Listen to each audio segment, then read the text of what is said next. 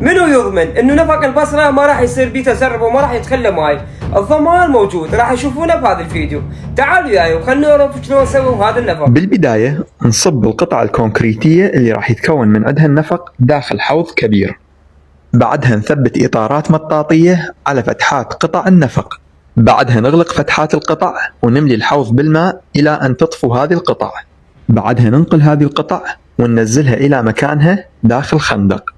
نسحب القطعة اللي نزلناها باتجاه القطعة الموجودة باستخدام ذراع هيدروليكية.